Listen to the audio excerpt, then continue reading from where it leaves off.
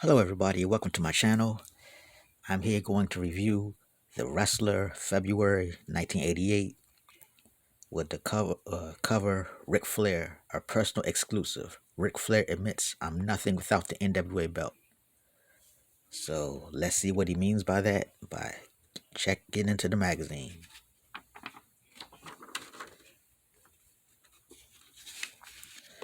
Okay, they got the preview for the Pro Wrestling Illustrated year-end review. Love these magazines, especially back in the day. Really big fan of those. Table of contents. Your letters where the fans write to that magazine.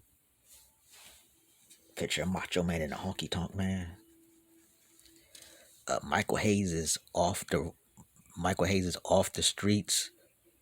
Uh, not CD. I guess it wasn't a CD back then, but album and cassette tape. I actually have this somewhere. I don't know what I did with it, but I actually have the cassette tape. Yeah, he had one song. Bad Street. Bad Street was like the best song on there. The rest of that stuff was not good. Michael Hayes was not a good singer, but Bad Street song was amazing. What's Happening, by Bill Apter. Well, he talks about all the latest news at the time, and of course, this talks about Strikeforce beating the Hart Foundation for the WWF Tag Team titles. And I know I was real mad about that because I love the Hart Foundation, so I was really mad that the Strikeforce won the tag team titles. But it was a lot of great tag teams in the '80s in the WWF. Correspondence reports where fans write into the magazine about the matches that they witnessed. I just talking about Iron Sheik versus Sergeant Slaughter and Jerry Blackwell's promotion in Georgia. Jerry Blackwell was a special referee.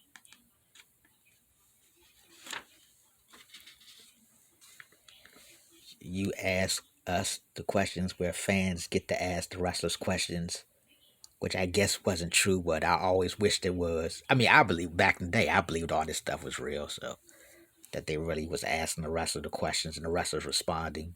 See, that's the thing. Pro Wrestling Illustrated, the magazine, they don't get the editors or the writers don't get credit for making the stuff as believable as it could. I believe those guys were really saying that stuff. I believe that the actual wrestlers were saying that stuff.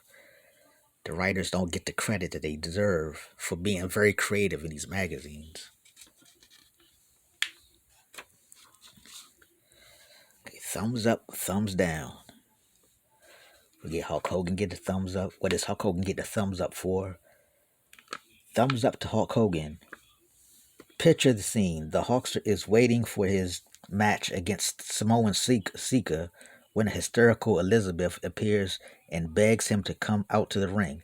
When he does, Hulk sees his bitter rival, Randy Savage, being triple teamed by the Honky Tonk Man and the Hart Foundation, also his sworn enemies. But instead of turning his back on the scene, the Hulkster clears the ring and saves Savage. Afterwards, the two bitter rivals decide to forget the differences and shake hands. It was an act worthy of a true champion. Okay, that's a thumbs up for Hulk Hogan. A thumbs up for Owen Hart. Let's see what's Owen Hart about. Thumbs up to Owen Hart. The budding second generational superstar has just returned from a highly successful tour of Japan, where he went undefeated while dazzling crowds with his unique combination of high flying skills and gritty brawling. He engaged in a spectacular match with Kijimoto and Tatsumi Fujinami, two of Japan's best wrestlers. It was an important milestone for the young grappler, who now more than ever seems like the future superstar everyone claims he will be. So yeah, this is Owen Hart was getting a lot of press, and they were starting to cover Stampede Wrestling, so he was getting a lot of press. Thumbs down. Jerry Lawler. What did Jerry Lawler do to get the thumbs down? Thumbs down to Jerry Lawler. In a recent match with members of the commission, a stable of grapplers led by Prince Brickhouse Brown, the King learned that it's dangerous to play with fire. The match pitted Brown, Carl Fergie, and Don Bass against Lawler, Steve Keirn, and Bill Dundee. Keirn was holding Bass when Lawler released the fireball, but Bass ducked and Keirn caught the fireball in the chest. Mad with pain, Keirn savagely beat up on Lawler. Through carelessness, King has lost a friend and gained a very formidable enemy. So Jerry Lawler throwing fire and threw it on his own person, Steve Keirn. So now they beefing. The back issues.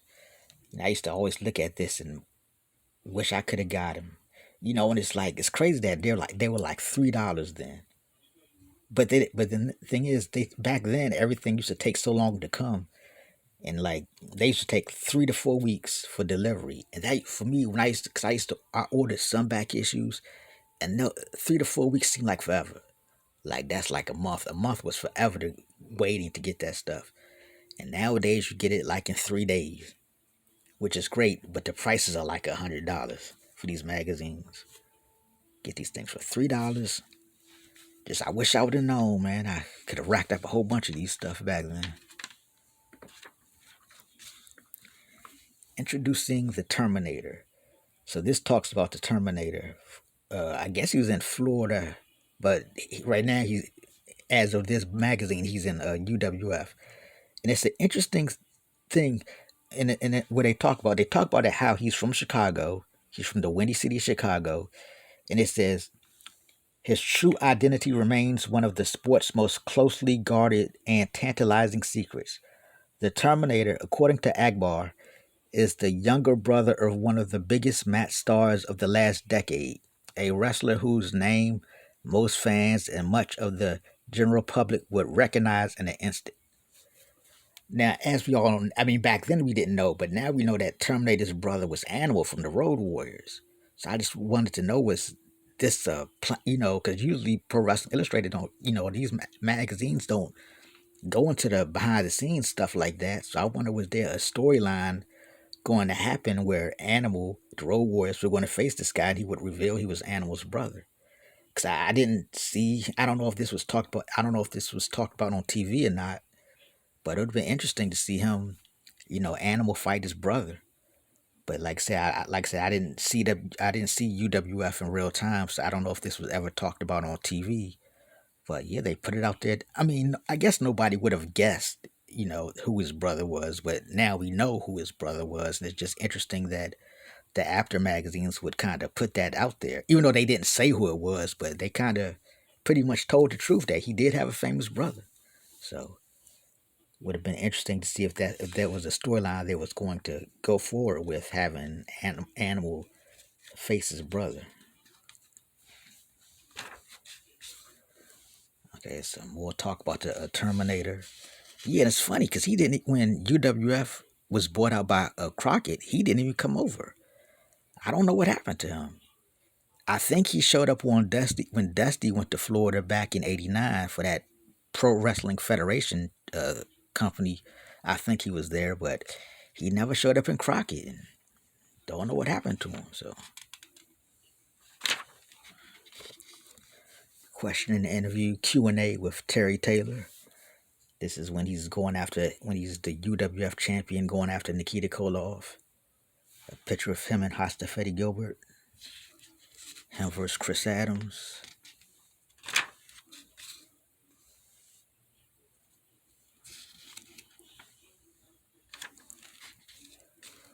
X-Ray, the wrestler panel examined Macho Man Randy Savage. A lot of the bad guys like Killer Kowalski and Tanaka mad that Randy Savage decided to join up with Hulk Hogan. And Jack Briscoe and Captain Lou are glad that Macho Man decided to join up with Hulk Hogan. And Larry Hennig is just like, why aren't y'all talking about my boy Kurt Hennig? That's who you should be talking about. So, Kurt Hennig was the AWA champ at that time. Kerry Von Erich's comeback, miracle or mistake.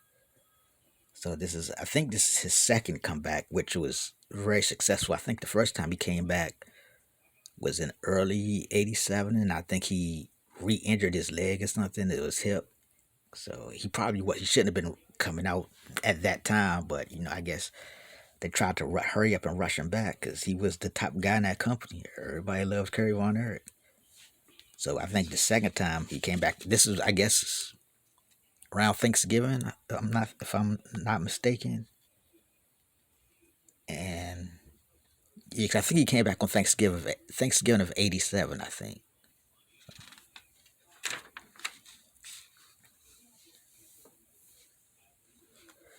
Jim Cornette, all or nothing. If Jim Cornette can't manage the new breed, he'll destroy them.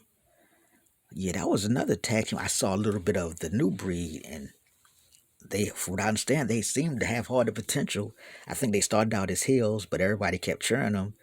Then they turned into baby faces. I think they got in a car wreck, or one of them got in a car wreck, and I think they came back for a little bit, and they just disappeared. So yeah, just new breed, one of those teams that could have been the future, but I mean, their gimmick was they were. I think the gimmick was they were born in two. They came from the time 2002, I think, where Dusty Rhodes was president. So their characters was wild, but they were a good team for the little bit that we saw of them. And Jim Cornette wanted to manage them, but they turned him down. So he had the Midnight Express try to destroy him. So match of the century, part two. The world braces for an Hulk Hogan Andre rematch. So yeah, they did have that rematch in Saturday night's main event. The most watched match ever. I think like 33 million people watched it. Personal exclusive. Ric Flair admits I'm nothing without the NWA belt. In the decade of the 80s, no single wrestler personified NWA wrestling more than Ric Flair. He has held the world belt on 4 occasions, and he's determined to make it 5, because as he so candidly admits, he won't survive if he doesn't.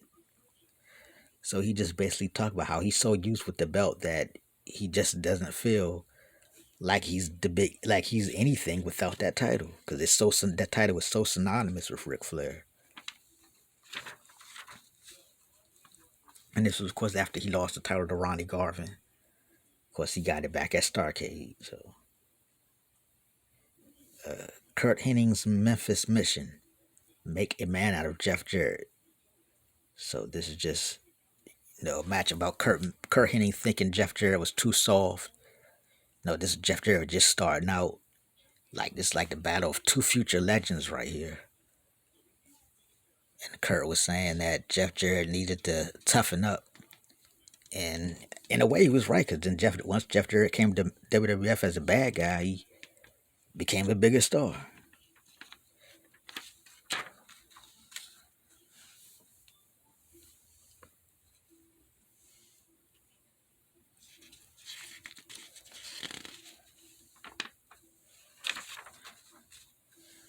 Okay, Beyond the Squared Circle, where they just show a bunch of wrestlers out and about.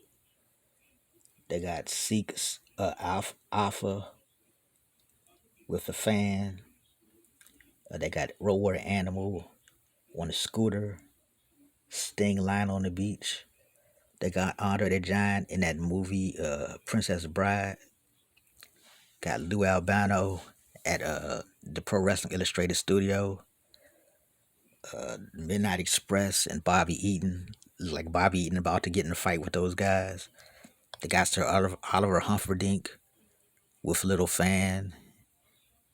And they got Gordon Soley winning an award for something. So you always like these beyond the square circle. Man, Pro Wrestling Illustrated, they have so many of these pictures. They really need to release like a book just full of these pictures, all these behind the scenes pictures. Yeah, because they got so much of this stuff, man. They just sitting away, I guess, in some warehouse or somewhere. They could make a ton of money selling a book with just all the pictures over the years, over 45 years. I think the magazine is 45 years old. Over 45 years of just these great pictures that they could be put in a book and sell them or something. All right, the official ratings, the top 10 World number one, world champion Hulk Hogan. Number two, NWA world champion Ronnie Garvin. Number three, Ric Flair.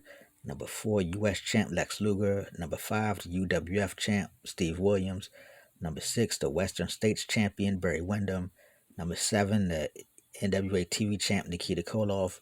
Number eight, Macho Man Randy Savage. Number nine, the AWA world champion Kurt Hennig. And number 10, the world class heavyweight champion Al Perez.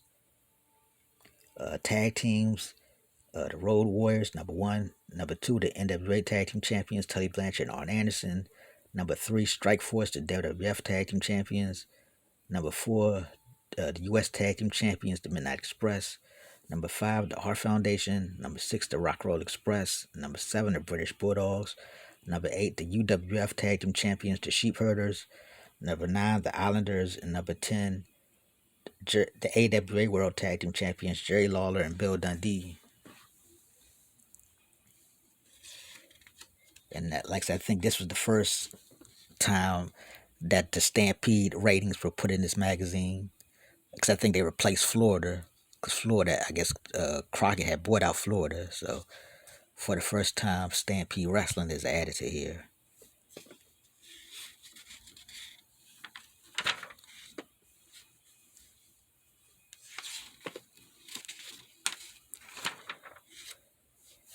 I just show letters, and one of the letters is writing about Scott Hogg Irwin. And I didn't see much of him because the first time I ever even heard of Scott Hogg Irwin, it was with those AWA wrestlers, the action figures that they had back in the day, and I got them, and that was the first time I even heard of the Long Riders, Scott Hogg Irwin and Bill Irwin. So when I finally saw wrestling, I saw Bill Irwin, but I never saw Scott, and I didn't know that till later on that he had passed away. But my first known recollection of these guys were their toys, their AWA toys they had. So Joe, dag, R.I.P. to Scott Irwin.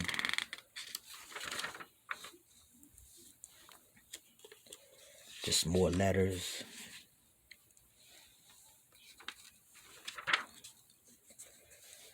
You asked us, somebody, where the fans ask questions to the wrestlers. One person asked, my question is for Owen Hart. Will you come to the WWF and team with your brother Bret?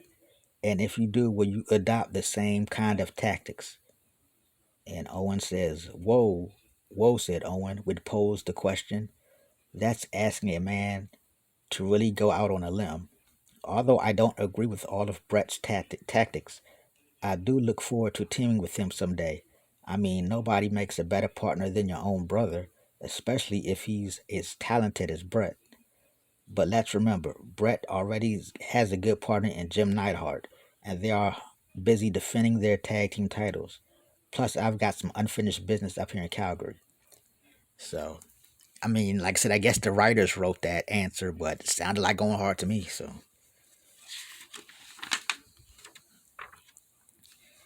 And, just the continuation of the what's happening. And they talk about Mad Dog Vachon getting hit by a hit and run driver and having his leg amputated. So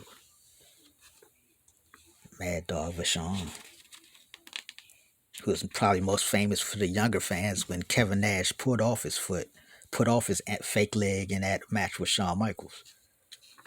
That was crazy.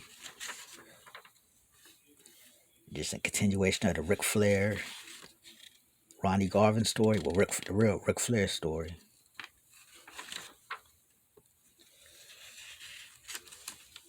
Continuation of correspondence reports.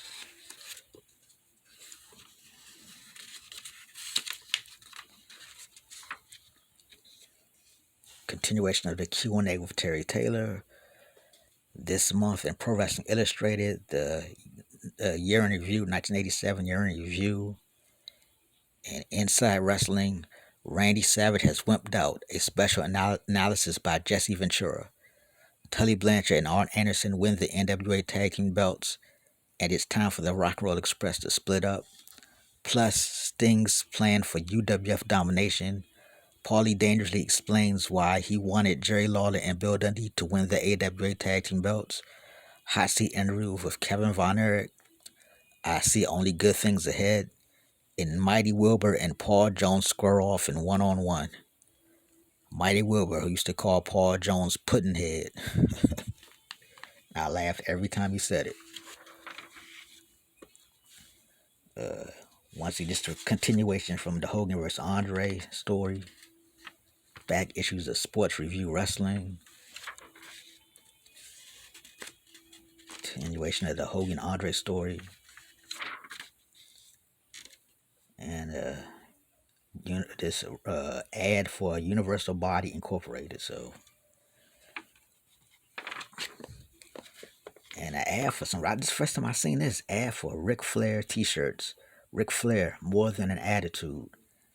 Yeah, Jim Crockett Promotions. They were not good on the merchandising like WWF was.